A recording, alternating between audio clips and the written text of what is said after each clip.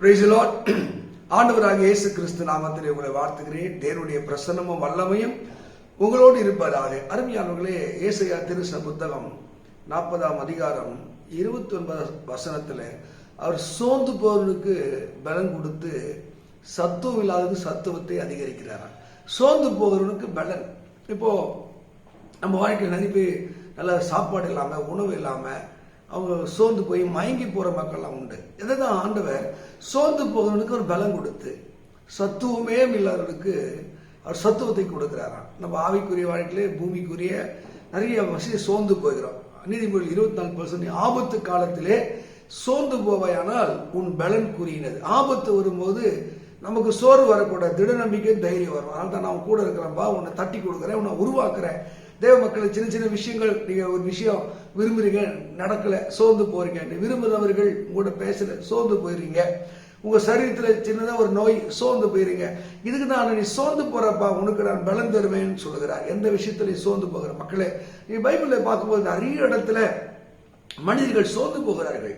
சோர்ந்து போன சத்துவம். நீங்க 1 ராஜாக்கள் 19ஆம் அதிகாரத்துல 1ஆம் வசனம் படிச்சு 2ஆம் வசனம் படிச்சு பாத்தீங்கன்னா, இந்த இசபேலுடைய வார்த்தை கேட்டு அவ்வளவு பெரிய தீர்க்கதரிசி, பவர்ஃபுல் மேன் ஆஃப் காட், அந்த எலியா என்ன செய்யறாரு, ரொம்ப தூரம் ஒரு நாள் பிரயாணப்பட்டு ஒரு சூரசீரியை உட்கார்ந்துட்டு அங்க 4ஆம் வசனம் சொல்லும் போது, என் பிதாக்களை பார்க்க நல்லவன் அல்ல, நான் செத்துறேன், நான் சாகணும் அப்படின்னு சொல்லி புலம்புகிறதை பார்க்கிறேன்.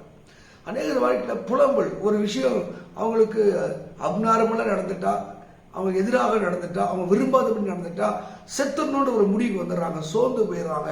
அது ஊழியக்கார விசுவாசி எல்லாருக்கும் ஒரு முறுமுறுப்பு, புலம்பல்.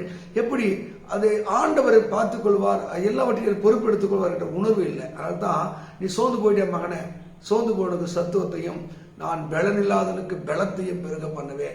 நீ எந்த விஷயத்தை சோர்ந்து போன, எலியாவை போல அற்புத அதிசயம் செய்கிற நீ ஒரு சின்ன விஷயத்துக்கு சோர்ந்து வேண்டியா, நாமும் கூட இருக்கிற கர்த்தர் உங்களை அவர் தேற்றுவதிலே ஆற்றுவதிலே அவர் வல்லவராக இருக்கிறார். எந்த விஷயத்தையும் சோர்ந்து போனாலும் அவர் சத்துவம் உள்ள கரத்தை பிடிச்சுக் கொள்ளுங்க. அவர் சத்துவம் இல்லாதவருக்கு சத்துவத்தை பெருக பண்ணுங்க. நீங்க யோனாவின் புத்தகம் 4ஆம் அதிகாரம் 1ஆம் வசனத்தை படிக்கும் போது யோனா ஒரு எரிச்சல் அடைகிறான். யோனாவுடைய வேலை என்ன, நினைவை போய் சொல்லு, மனம் திரும்புங்க, இல்லைன்னா வானத்து நெருப்பு வந்து அழிஞ்சிடும். ஆனா ஆண்டவர் அவங்க எல்லாரும் மனம் திரும்பி அவர் தீமைக்கு மனஸ்தாப்படுகிற தேவனா இருக்கிறபடினாலே எல்லாம் மனம் திரும்பிட்டான்.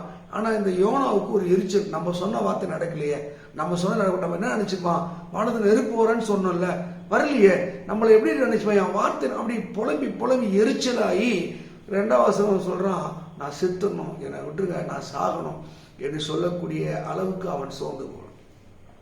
கர்த்தர் ஒரு கதையை சொல்லி ஒரு ஆமணக்கு செடியை உண்டாக்கி இந்த வளர செய்த ஒரு பூச்சியை கொடுத்து அதை அடித்து சொல்றார், நீ விதைக்காத நடாதமான இந்த ஆமணக்கு செடிக்கே இவ்வளவு வருத்தப்படுறியே, வலது கைக்கும் விடுதைக்கும் வித்தியாசம், இத்தனை மக்களுக்கு நான் மனஸ்தாபப்படக்கூடாதா என்று சொல்லி அவனை பலப்படுத்தினார்.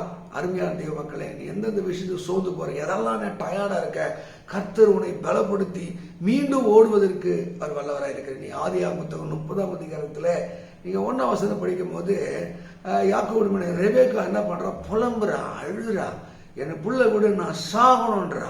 ஆமென். ஆனாலும் கர்த்தர் அவளை திடப்படுத்தினார், கர்ப்பத்தை திறந்தார். அங்கே யாக்கோபு அவளுக்காக ஜெபிக்கும் போது கர்த்தர் கர்ப்பத்தை திறந்தார். தேவ மக்களே, நீங்கள் புலம்புவதையும் நீங்கள் கண்ணீர் விடுவதையும் நீங்க ஆண்டவர் அறிகிறவராக இருக்கிறார். அதனாலதான் ஒரு நல்ல செய்தி சொல்றாரு, நான் சோர்ந்து போவனுக்கு சத்துவத்தையும் நான் பலனில்லாதனுக்கு பலத்தையும் பெருக பண்ணுவேன். பணத்தினால சோர்ந்து வேண்டிய 2 ராஜாக்கள் 4ஆம் அதிகாரத்துல அந்த அருமையான தாயார் சோர்ந்து போய் புலம்புற என் பிள்ளைகளை அவங்க கேட்கிறாங்க, நான் என்ன பண்றதுனே தெரியல. சோர்ந்து போனவளுக்கு அங்கே எலிசா மூலம் ஒரு ஆறுதலான வார்த்தை கிடையாது. அவர் பல இடத்துல பல நன்மைகள் வைத்திருக்கிறார். கலங்காத தேவ மக்களே, சோர்ந்து போகாதீங்க. உங்களை அழைத்தவர் உண்மையுள்ளவர், அவர் சரியாய் நடத்த வல்லவர். ஏசாயா 40:29 சோர்ந்து போவதற்கு பலம் கொடுத்து அவர் சத்துவம் இல்லாத சத்துவத்தை பெறுகிற இந்த வார்த்தையின்படி உங்களை பலப்படுத்தி தேவன் ஆதரித்து ஆசீர்வதிப்பாராக. God bless you. God bless you.